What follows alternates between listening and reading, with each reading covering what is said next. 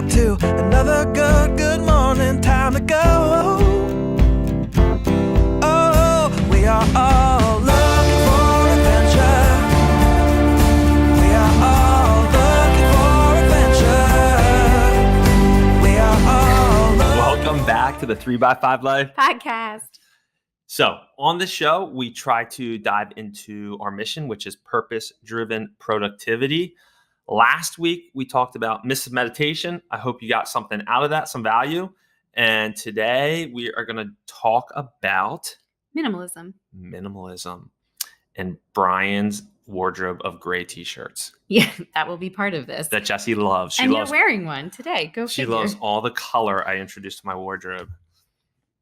Anyway, so we're going to look at minimalism through the eyes of consumerism, a big life decision, obligations, and organization. So those are some 4 points that we're kind of hit on with minimalism. It's been a big part of our journey, and it's really the reason the cards exist now. When I had all my journals and everything that I was doing, I looked at that through the lens of minimalism, and I was like, this is just too much. It's overwhelming. And that's where kind of the cards spawn from just like paring it down, making the whole journaling, morning routine, evening routine lighter than it was. So first thing we're going to talk about is consumerism. You want to talk about that? Yeah, sure. This has been quite a journey for us. And I was actually trying to think about when we started to go this route with our finances and what we're buying in our purchases. And it actually was through my training at the Institute of Integrative Nutrition. They had us do this Wheel of Life exercise. And in that exercise, we had just gotten married. We had just bought a house. And it looks at all of the areas of your life and kind of these little like pillars. And the finances one for us was extremely low. I think it was the lowest one that we had. And because of that exercise, we sat down and we had a serious conversation about our finances and what we could do. At that point, I still had student loans. We still had some debt that we were trying to work through. And we started to look at the way that we buy things. And this is coming off of us, obviously just purchasing a house. That was a huge purchase for us. But I remember we even took, we used to have a debit card that we would put a specific amount of money on. And then each week we shared that debit card. And if we went over that amount of money, then that was it. And there were very uncomfortable situations sometimes because we were both using this during the week. And we would be at the grocery store, I would be at the grocery store and have to literally put items back because I didn't have enough money in our account. But what that did was it brought this. Hold on. At Costco once, the card declined and we knew the people behind us kind of like at an arm's length and it was super awkward. Yes, they did. I mean, we were like putting stuff back in Costco. But whatever. I mean, it worked for us and it actually brought so much awareness to our spending. And so we kind of started that mantra. I've always kind of abided by this, but when I purchase things, I always say, is this a need or is this a want? And when you start to look at purchases through that lens of this is a need, then you can justify the fact that you can purchase it or you save for it or you give up something else in order to purchase that. So if you haven't had a conversation with yourself or with your spouse or whoever about finances and what you're purchasing and the meaning behind those purchases, sometimes we use like retail therapy as like a way to help us with our emotional spending.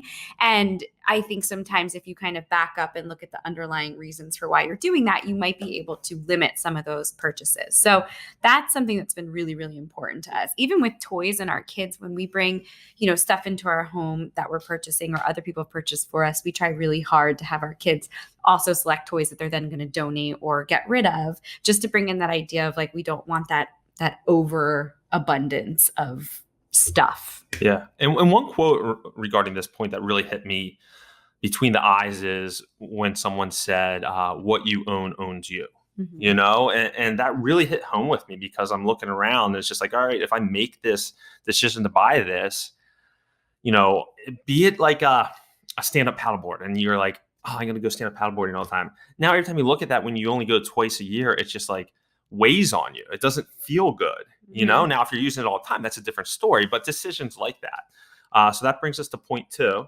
Well, wait, there was a point. Wasn't there a point in life where you went an entire year without making a personal purchase? Yeah, that was like 2 years ago. Was that? No, I did. I bought this. We went to Acadia and I bought this bracelet right here. So that was my, it was like August and it was like a $10 bracelet and I broke the streak. But then I continued the rest of the year after spending that $10. But that's how anal I He's got. worn it every day, right? Yeah, Like he's yeah. worn it every day. But yeah, you went a whole year without making a purchase, and that's such a cool exercise to do, because then every time you go to make that purchase, you're hyper focused and hyper aware of, do I want to do this? Is it worth it? Now, if you're interested in doing that, I made rules. So I could buy like running gear. So if like my shoes like wore out, and if it was something that was like personal development, like a book or something like that, I can purchase that. But if it was like a random widget or whatever, like for me, I don't know, like something.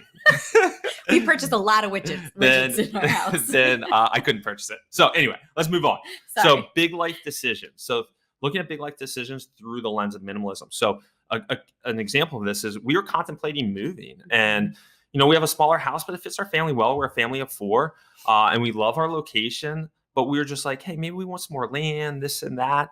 And then we really put down like a pros and cons list of what this would mean. It would mean a bigger mortgage. It would mean, a bigger upkeep on the house because it would be a bigger house, bigger upkeep on the land because it's more land, all of that.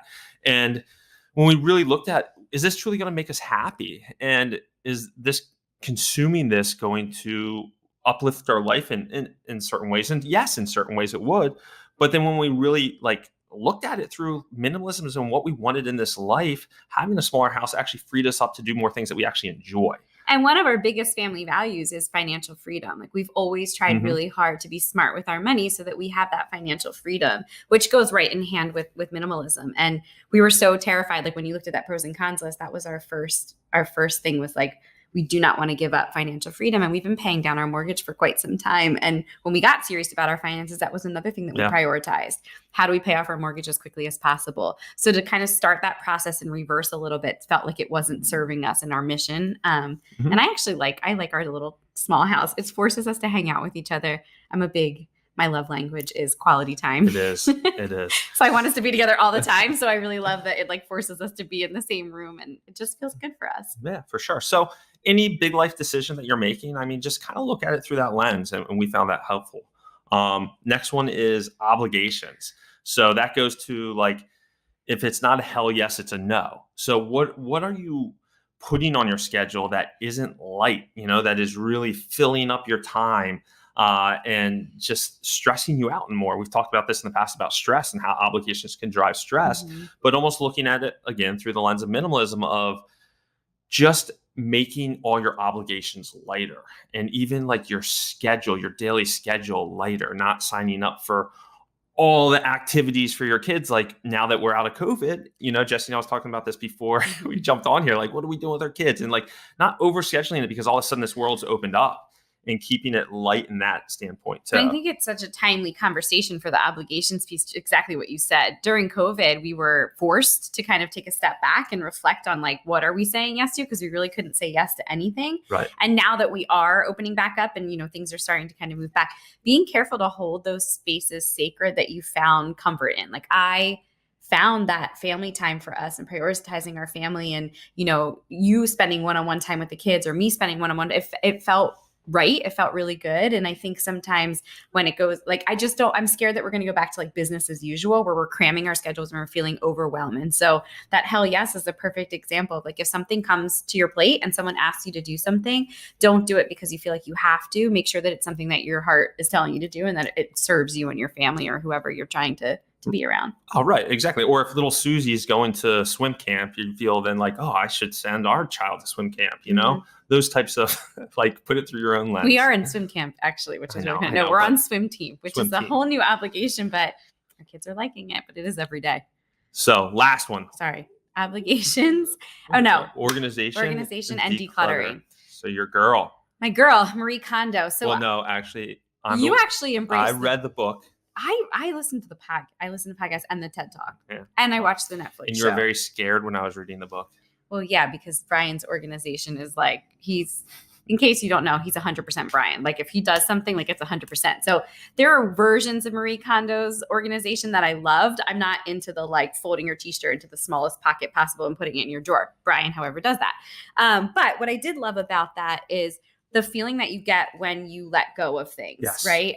Summer's a perfect time to do this because it's this natural kind of reawakening, right? Like the summer solstice was yesterday, actually. And so going through your closet and your belongings, organizing spaces that are just like have become like your clutter zone. We have one room in our house that is kind of like our workout office, sauna room, like everything that it could possibly be. And it tends to be this like collaboration of stuff that we end up putting in there. Mm-hmm. The rest of our house seems very organized, but that room. And so taking just a moment to kind of like put the stuff away, if we haven't touched it or used it, donating it or getting rid of it, it can feel really great. And it's such a stress reducer. Yeah. So when you're talking about minimalism, if there is clutter in your house, that's like mental fatigue, right? And even when your wardrobe is overwhelming or overflowing, that creates this sense of like energy sucking. You're like, I have to make these decisions about what I'm going to wear every day. And that's why Bryan wears great t-shirts. No decision fatigue. Literally every day. I mean, I'm like really trying to get like a pattern or something, but like, I mean, it's different shades of gray. White too. Oh, he does have white.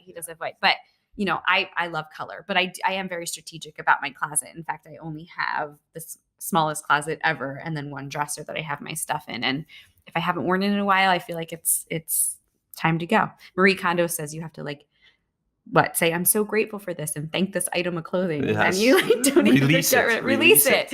But it just feels nice. And so if you haven't, our thought behind this podcast was just to give you this kind of, I'm going to keep using the word lens, but this lens that we try to look through in these areas of our life. And by doing so, it has created some really great things for us. It's, allowed us to have this organized space for our kids and, the toys that we bring into our house. I'm very strategic about, are they bringing meaning and learning? What's the reason why this toy is coming into our space or this item? And, displaying our bookshelves in a way that encourage them to play and use it. And just our financial pieces of it, it has created financial freedom for us because we're very strategic about our purchases. So more than anything, we just wanted to give you guys some tips of things that have worked for us. Yeah. If you're interested in more information on minimalism, there are so many podcasts, resources. Netflix has a couple documentaries. Yeah, Less is More is the new one. And the old one is, I think, The Minimalist. I think it's called The Minimalist. Yeah. Something like that. Just to kind of get the idea of how you might be able to bring some of this into your own world and your own life. Exactly. And the cards. I mean, the cards, that was one of the pieces behind why we did this. The to-do list alone was such a source of overwhelm for me because I would look at my 30-item to-do list and then the cards create this space for me where I can prioritize what's most important. And then I put them on my card and it's a daily reminder of just prioritizing the smaller, minute details of a day. And it feels really good. Good. Awesome. Well, I hope you enjoyed. I hope you got some value out of today's episode. Subscribe, share with a friend if you're interested. And until next week. Take care. Hello world, wake me up to another good morning. Time to go. Oh, we are all